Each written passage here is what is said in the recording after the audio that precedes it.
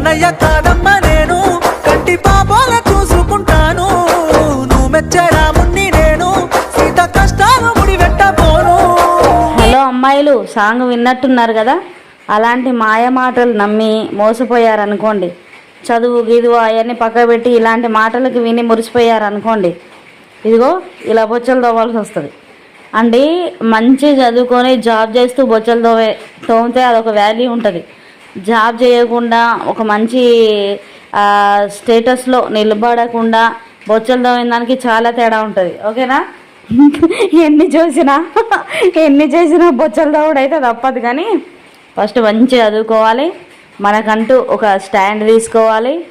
అప్పుడు బొచ్చలు తోమినా కూడా బయట రఫ్ ఆడిస్తుంది, ఇంట్లో బొచ్చలు కూడా రఫ్ ఆడిస్తుంది అని మంచి పేరు ఉంటుంది. Thank you. Subscribe, like, comment.